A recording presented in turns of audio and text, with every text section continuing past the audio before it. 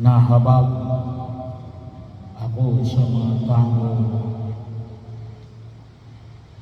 sapagkat 3 araw na ngayon kasama ko sila at wala na silang makain. Well, after ng 3 days, well, presumably, yung 3 araw, may mga bagong pa. Yung mga tao, bahagi yun, tayong mga, kung tawagin natin ay mga Asyano, mahilig tayong magbago. At sabi nga natin, ay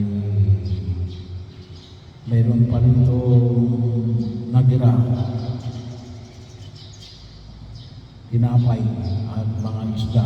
Well, siguro po ito yung tawagin natin ay pinatuyo na isda na wala namang refrigerator ng panahon na yun. At sila ay nasa disyerto. So bahagi yun na kung saan na yun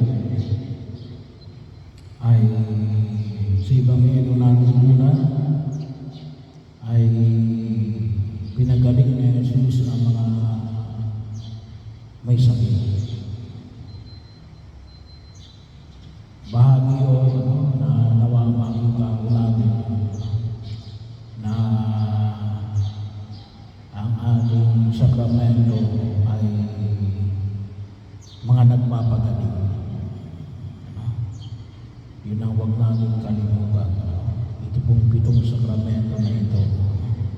Simula ko sa binyag. Bahagi po ito may kaakibat itong pagpapagaling.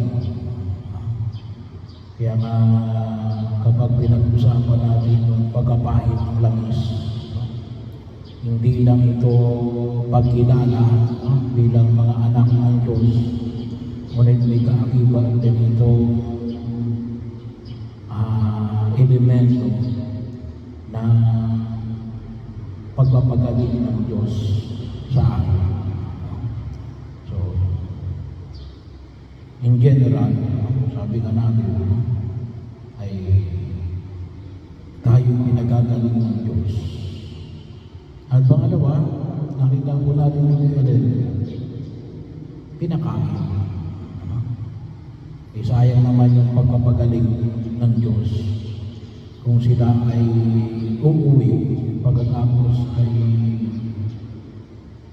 may magay sa gutom, ay di useless yung pagpapagaling na ginawa ni Jesus. Kaya nga maliwanag natin na dinarami niya ang tinapay at isda at kumain ang mga tao at sila ay nabusog. Hindi lang basta nakakain, ngunit nabusog para rin magkaroon ng lakas upang patuloy silang kumilos, makauwi sa kanilang mga tahanan at magampanan nila yung kanilang tungkulin. Bahagi ho na kung saan ay ipinamamanin sa atin ang buong may kapal na nais niyang pakinabangan ang biyaya na pagkain sa ating mga Pilipino. Napakahalaga yung pagkain. Pero bahagi rin o, huwag natin kalimutan na yung pakikisa natin kay Jesus sa pamagitan ng pagkain ng tinapay na nagbibigay ng buhay na walang hanggan. Yun ang ating sustenance. Kaya nga binibigyan natin ng pagpapahalaga yung banal na pagdiriwang ng misa. Hindi lamang yung pagkain ng salita ng Diyos, ngunit yung alin, yung mismo kumunyon no? Kasi bahagi ko yun, makahulugan, kaya ang tawag natin ay komunyon. No?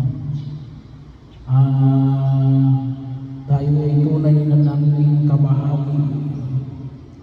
Hindi lamang isang rito, no? Ngunit isang paniniwala natin na ibinibigay ng Diyos ang kanyang sarili. No? Biro mo yun, no?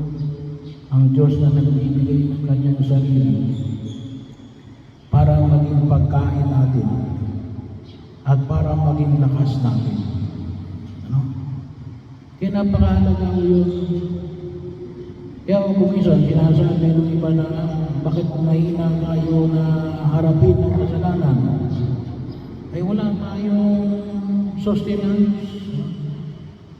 Walang nagpapalakas sa atin.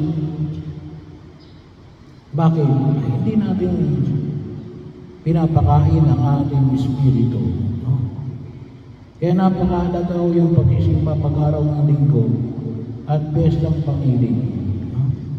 Napakahalaga po yun na huwag natin kalimutan na sabi nga natin, yun ay ang tawag na natin ay pinapakain tayo ng Diyos. Nourishment, pinalalakas niya tayo, pinapalatag niya tayo, pinalulusog niya tayo. Kaya napakahalaga po yung makita ko natin, nais ng Diyos na ito ay hindi natin pakinabangan. Isang biyaya na pulutusin ay siguro po hindi natin masyadong pinapansin. Kasi nga, ito ordinary, maging bahagi. Pero higit sa lahat,